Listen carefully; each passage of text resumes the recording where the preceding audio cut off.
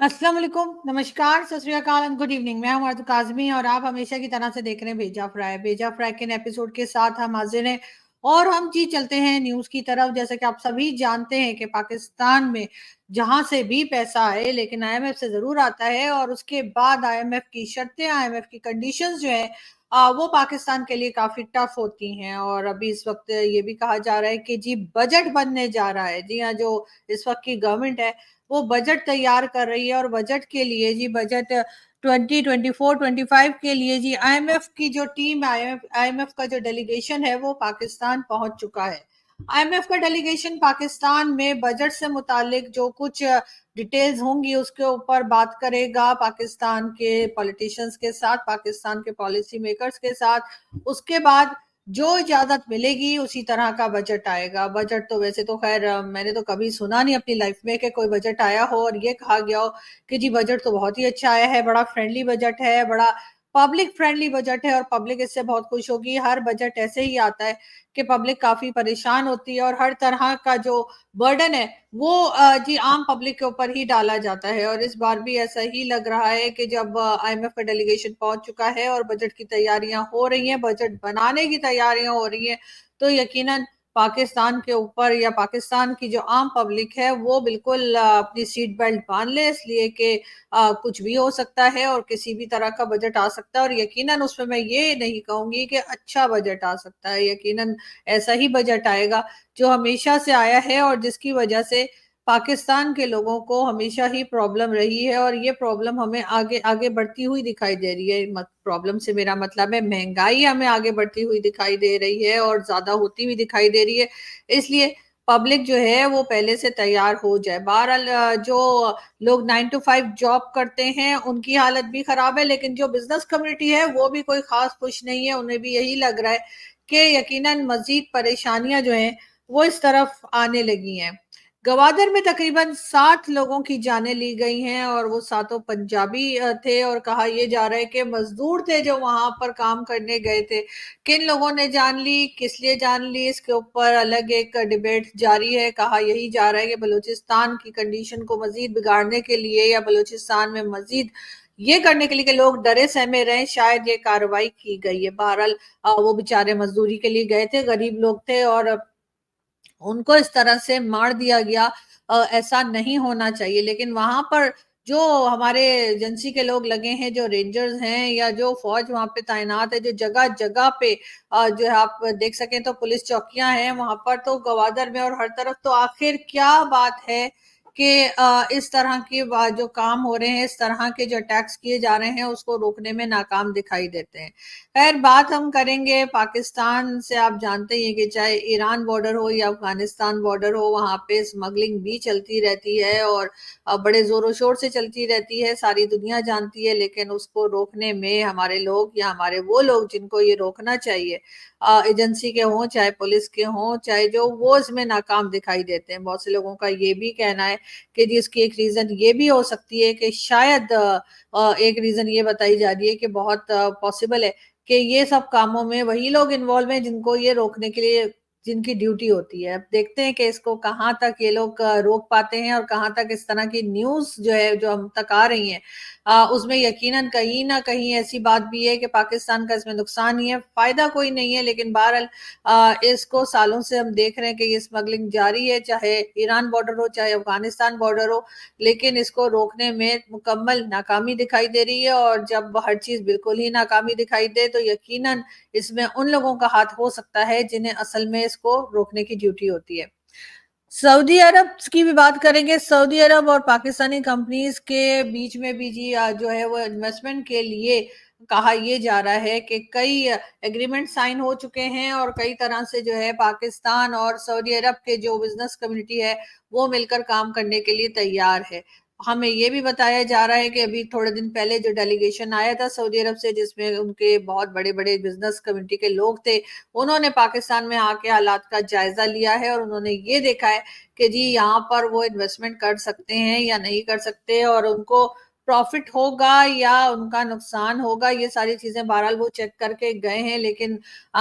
पाकिस्तान की गवर्नमेंट की तरफ से ये कहा जा रहा है कि वो हर चीज से बिल्कुल मुतमईन है और बिल्कुल सेटिस्फाई होके गए हैं, और उनका कहना है कि जी वो पाकिस्तान के साथ बिजनेस करने के लिए तैयार है। लेकिन ये बातें अभी सिर्फ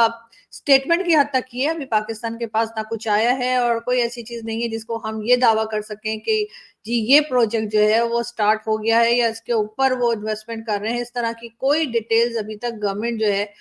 वो पाकिस्तान की गवर्नमेंट जो है वो पब्लिक को बताने में नाकाम रही है। हाँ, सिर्फ यही कहा जा रहा है कि जी बड़े अच्छे दिन आने वाले हैं, और बड़े अच्छे दिन आने वाले हैं तो हम भी इंतजार करेंगे, और हमें भी, हमारी भी दुआ है कि कुछ बेहतरी हो जाए, पाकिस्तान में इन्वेस्टमेंट आए और उसको सही जगह पर लगाया जाए। ये ना हो कि इन्वेस्टमेंट आए और उसके बाद वही खा पी कर और पिज्जा हाउसेस बनाकर सारा पैसा जो है वो हड़प कर लिया जाए। वही जैसे ताड़ साहब कहते हैं कि कोई 10 लोग हैं जिनके पास वो पैसा चला जाएगा और वही खुशहाल होंगे, और बाकी पब्लिक का हाल जो है वो इसी तरीके से रहेगा। बात करेंगे हम एक बार फिर पाकिस्तान की, और बताया जा रहा है कि आटे की फी किलो कीमत जो है वो 100 रुपए से भी कम हो गई है। जी हाँ, आटे की कीमत जो बहुत बढ़ चुकी थी, एक जमाने में आटे की लाइन लगा करती थी, लोग उसका भी बड़ा हमारा मजाक उड़ाया करते थे। तो जी हम ये बता दें कि आटे की प्राइस जो है वो 100 रुपीज, यानी ₹5 100 रुपीज से भी कम हो गई है। अब ये कहाँ तक चलेगी और कब तक चलेगी ये तो खैर ऊपर वाला ही जानता है। लेकिन ये भी है कि क्या आटे की क्वालिटी क्या है, क्योंकि कई लोगों की मैंने वीडियोस देखी और कई लोगों को मैंने देखा कि वो सोशल मीडिया पर कुछ इस तरह की वीडियोस शेयर कर रहे थे जिसमें ये बताया जा रहा था कि जो आटा मिल रहा है पाकिस्तान में उसकी क्वालिटी बहुत खराब है, और यही कहा जा रहा था कि अच्छा अब ये लोग ये आटा खाएंगे, अब ये लोगों का ये हाल हो गया है, ये बताया जा रहा था। लेकिन बहरहाल इसके ऊपर भी हमारी खास नजर रहेगी। लेकिन अभी तक खैर आटे की क्वालिटी के बारे में तो हमने कहीं से नहीं सुना कि क्वालिटी बहुत खराब हो। लेकिन ये जरूर है कि बताया जा रहा है गवर्नमेंट की तरफ से कि आटा काफी सस्ता कर दिया गया है। मोहसिन नकवी साहब, जी हाँ, जो कि मिनिस्टर हैं पंजाब में, और वैसे तो खैर पीसीबी के चेयरमैन भी हैं। जी हाँ, मोहसिन नकवी साहब का कहना ये है कि नए एसओपीज जो हैं वो इंट्रोड्यूस करा दिए गए हैं चाइनीज सिटीजन्स की सिक्योरिटी के लिए। जी हाँ, चाइनीज सिटीजन्स की सिक्योरिटी इस वक्त हमारे लिए सबसे इंपॉर्टेंट है, और उनके लिए वैसे तो खैर बुलेट प्रूफ, बॉम्ब प्रूफ, ये प्रूफ वो प्रूफ गाड़ियां भी आ रही हैं, लेकिन उसके साथ साथ नए एसओपीज भी इंट्रोड्यूस कराए गए हैं। ये कहना है मोहसिन नकवी साहब का, और उनका ये भी बताना है कि जी इस तरह से हम जो है वो चाइनीज सिटीजन जो हैं उनको खास सिक्योरिटी दे दी जा सकेगी, जो गवादर में काम कर रहे हैं या सी पोर्ट जो वहां पर सी पैक, सॉरी, जो सी पैक बन रहा है उसके ऊपर काम कर रहे हैं, तो उनके लिए जी खास सिक्योरिटी का इंतजाम किया गया है। खैर ये तो हर बार ही कहा जाता है, और हर बार हम देखते हैं कि कुछ ही टाइम के बाद जो है दोबारा इस किस्म के अटैक शुरू हो जाते हैं, और एक बार फिर जो है वो चाइनीज सिटीजन को निशाना बनाया जाता है। लेकिन खैर इस बार फिर हमने जो है चाइना को सॉरी सॉरी बोल के एक बार फिर कह दिया है कि जी अब हम सिक्योरिटी रीजंस अपने इस तरह के नहीं होने देंगे जिसकी वजह से किसी को कोई परेशानी हो। और नए एसओपीज जो है वो इंट्रोड्यूस करा दिए गए। एसओपीज का कुछ खास डिटेल्स जो है वो तो मोहसिन नकवी साहब ने नहीं बताया, लेकिन ये जरूर कहा है कि चाइनीज सिटीजन की सिक्योरिटी के लिए अब हमने ज्यादा काम शुरू कर दिया है। बात करेंगे इंडिया की, और यानी कि भारत की, और भारत में जो अमेरिकन एम्बेसडर है उन्होंने भारत की डेमोक्रेसी की बहुत तारीफ की है। उनका कहना यह है कि भारत में बिल्कुल फ्री और फेयर इलेक्शंस हो रहे हैं, किसी किस्म की कोई वो जो पाकिस्तान में होता है ना कि धांधली हो गई जी, इसके वोट उसमें पड़ गए, उसके वोट उसमें पड़ गए, वो वाला सिस्टम नहीं हो रहा। और उन्होंने यकीनन भारत की डेमोक्रेसी की और भारत में जो डेमोक्रेटिक सिस्टम चलता है उसकी बहुत तारीफ की है। और उनका ये भी कहना है, अमेरिकन एम्बेसडर जो इस वक्त भारत में है, उनका कहना ये भी है कि जी भारत में पिछले 10 साल में उन्होंने देखा है कि डेमोक्रेटिक गवर्नमेंट जो है वो बहुत स्ट्रांगली उसने परफॉर्म किया है, और बहुत तारीफ है कि उन्होंने नरेंद्र मोदी जी के 10 साल के टेन्योर को। और यकीनन इससे मोदी जी की जो पॉलिटिकल पार्टी है उसको इलेक्शन में काफी मदद मिलेगी कि अमेरिकन एम्बेसडर भी तारीफ कर रहे हैं। वैसे तारीफ तो खैर पाकिस्तान के लोग भी काफी करने लग गए हैं अब, जो कुछ साल पहले तक नहीं किया करते थे। और यकीनन ये बात किसी भी प्राइम मिनिस्टर के लिए, किसी भी कंट्री के प्राइम मिनिस्टर के लिए बहुत इंपॉर्टेंट होती है और बहुत खुशी की होती है कि एक ऐसी कंट्री जहां पे उनको सिर्फ नेगेटिव शेड में देखा जाता था या देखा गया, उस कंट्री की जो आम पब्लिक है, चाहे वो छोटे-छोटे गाँव से हो, छोटे टाउन से हो, चाहे वो पंजाब हो, केपीके हो, चाहे वो बलूचिस्तान हो, चाहे वो सिंध हो, हर तरफ से अब प्राइम मिनिस्टर मोदी जो है उनकी तारीफ की जा रही है, उनकी इकोनॉमी की तारीफ की जा रही है और जिस तरह से वो लेकर सब चीज़ों को चले हैं उसकी तारीफ की जा रही है। लेकिन खैर कुछ लोग क्रिटिसाइज़ करते हैं और वो करते रहेंगे और उनको करते रहना चाहिए। इसलिए कि उससे होता ये है क्या जो जिसकी जो ऊपर भी क्रिटिसिज्म हो रहा होता है उसकी परफॉर्मेंस पे और ज्यादा वो अपना मेहनत करते हैं और ज्यादा अच्छी करते हैं, क्योंकि वैसे तो ये है कि आप अगर कुछ भी कर लिए, अगर आप किसी के लिए पूरा ऊपर से चांद तारे भी तोड़ के ले आइए, तब भी उसने आपको बुरा भला ही कहना होता है। तो इसलिए उन चीजों को मेरे ख्याल है इतना ज्यादा इंपॉर्टेंस नहीं देनी चाहिए। हाँ, मगर अगर कोई ऐसी क्रिटिसिज्म होती है जिससे कि कोई इम्प्रूवमेंट आने की चांसेस हों तो बिल्कुल उसको सुनना चाहिए। बहरहाल पाकिस्तान में भी हमने देखा कि कई जगह से कई पॉलिटिशियंस और कई जगह हमने सोशल मीडिया पे देखा कि क्रिटिसाइज़ भी बहुत किया गया बीजेपी की गवर्नमेंट को, नरेंद्र मोदी जी को। लेकिन बहुत बड़ा एक ग्रुप या बहुत बड़ा एक बहुत ज़्यादा नंबर उन लोगों का भी है पाकिस्तान में जो कि नरेंद्र मोदी जी की तारीफ करते हैं और उनकी जो गवर्नमेंट उन्होंने जिस तरह से अपनी हैंडल की लास्ट 10 इयर्स में उसकी भी बहुत तारीफ करते हैं। और अभी जैसे कि मैंने कहा आपसे कि जो अमेरिकन एम्बेसडर हैं भारत के, वो भी नरेंद्र मोदी जी की तारीफ करते दिखाई दिए और उन्होंने भी जो है यही कहा कि फ्री और फेयर इलेक्शंस इस वक्त भारत में किए जा रहे हैं और यकीनन जो नई गवर्नमेंट आएगी उस जो भी सेलेक्ट होकर आएगा और यानी इलेक्ट होकर आएगा, सॉरी हमारा तो सिलेक्ट कहने की इतनी आदत हो गई है कि अच्छा आपके यहाँ तो खैर इलेक्ट होते हैं। जी हाँ, जो भी इलेक्ट होकर आएगा डेफिनेटली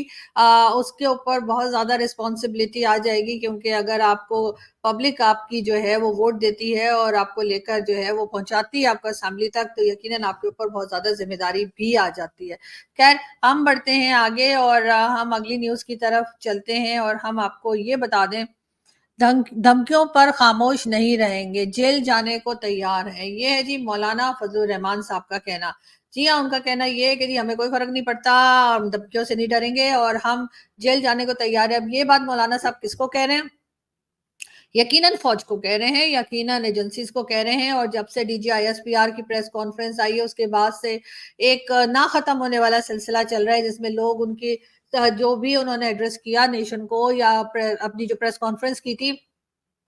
उसके ऊपर क्रिटिसाइज भी कर रहे हैं, उसके ऊपर लोगों से बात भी कर रहे हैं और लोगों का ये भी कहना है कि वो पहले से भी कहीं ज्यादा क्रिटिसाइज अब किया जा रहा है जो पहले किया जा रहा था। शायद डीजीआईएसपीआर की प्रेस कॉन्फ्रेंस के बाद लग ये रहा होगा उनको कि अब लोग बोलना बंद कर देंगे, लेकिन जैसा कि मैंने कहा कि मौलाना साहब भी कह रहे हैं, मौलाना फजलुर रहमान, कि जी अब हम चुप नहीं रहेंगे और बोलते रहेंगे और चाहे जेल ही क्यों ना जाना पड़े। आम पब्लिक भी कुछ इसी तरह के माइंडसेट के साथ पाकिस्तान में आजकल घूम फिर रही है। हम बात करेंगे एक बार फिर आर्मी की ही। जी कराची में फौजी अफसरों और जवानों को मिलिट्री एजाजात से नवाजा गया। जी हाँ, मेडल्स पहनाए गए, एजाजात दिए गए, यानी कि मुझे नहीं पता किस चीज के लिए दिए गए लेकिन बहरहाल दिए गए। अब अगर कोई पूछे कि भाई आपने कौन सा कारनामा कर दिया जो आप अपने जो है वो मेडल्स बांट रहे हैं, क्या आपने वहां टीटीपी को कंट्रोल कर लिया है, क्या अफगानिस्तान बॉर्डर पे शांति है, क्या वहां पे हंगामा नहीं है, क्या बलूचिस्तान में लोग खुश हैं, क्या वहां पे सब सही है, क्या मिसिंग पर्संस का इशू आपने सॉल्व कर लिया है, आपने आखिर कौन सा कारनामा किया है जिसके लिए आप मेडल्स बांट रहे हैं। लेकिन खैर हो सकता है को और भी कई चीजें होती होंगी, 10 चीजें और भी होती होंगी जिसके लिए मेडल मिलते होंगे, तो बहरहाल दिया जा रहा है। लेकिन बहुत से लोग क्रिटिसाइज करते हैं। कई लोगों का यह भी कहना है कि जी पाकिस्तान की पब्लिक या पाकिस्तान के लोग, पाकिस्तान के मीडिया जर्नलिस्ट जो हैं या यूट्यूबर्स जो हैं वो जी बहुत ज्यादा क्रिटिसाइज करते हैं पाकिस्तान के ऊपर और जी ऐसे कैसे ही अपनी कंट्री को कहते रहते हैं। तो जी हम अपनी कंट्री को नहीं कहेंगे तो क्या आपकी कंट्री को कहेंगे? जब हमारी कंट्री ठीक चलने लगेगी, जब हमारी कंट्री में इश्यूज नहीं रहेंगे या कम हो जाएंगे, चाहे उसमें इकोनॉमी का इशू हो चाहे सिक्योरिटी का हो, तो डेफिनेटली हम भी तारीफ करेंगे। हमारा भी दिल चाहता है कि हम तारीफ करें, अपने लोगों की तारीफ करें, अपने पॉलिसी मेकर्स की तारीफ करें, अपनी एजेंसीज की तारीफ करें, अपनी फौज की तारीफ करें, अपने पॉलिटिशियंस की तारीफ करें, मगर कैसे? मुझे कोई रीजन बता दीजिए, मुझे कोई एक वजह बता दीजिए जिसके लिए मैं उनकी तारीफ कर पाऊं। इसलिए कि इस वक्त पाकिस्तान की जो हालत है वो देखकर सिर्फ अफसोस होता है, अफसोस के सिवा कुछ नहीं होता। और लोग जो है बहुत मुश्किल में हैं, लोगों का गुजारा नहीं हो रहा, जॉब्स लोगों की खत्म होती चली जा रही हैं।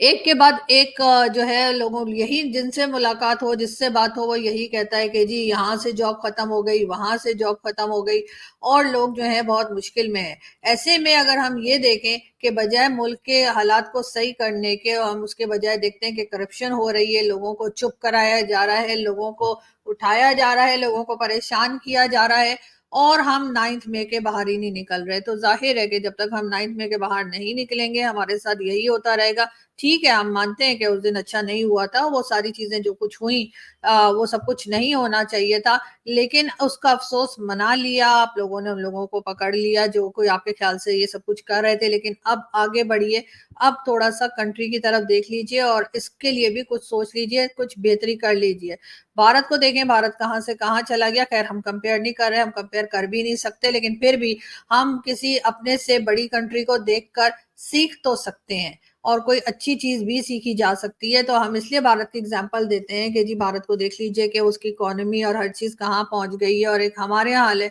बाहर से कोई दूसरी कंपनी आने के लिए, मल्टीनेशनल कंपनीज पाकिस्तान में आने के लिए तैयार नहीं होती जिस तरह से भारत में जाती हैं। हम सिर्फ दावे सुनते हैं, वादे सुनते हैं, और उसके बाद कुछ एक आध डेलीगेशन किसी तरीके से हमारे यहाँ के चक्कर लगा के चले जाते हैं, लेकिन उसके बाद होता क्या है? होता कुछ भी नहीं है, और हमें कुछ भी होता हुआ दिखाई नहीं देता। इसकी रीजन यही है कि हमारे यहाँ सिक्योरिटी को छोड़कर बाकी सारे काम जो है वो लोग कर रहे हैं जिनका काम सिक्योरिटी देखना है। हमारे यहाँ हर चीज के ऊपर करप्शन के चार्जेस बहुत ज्यादा हैं।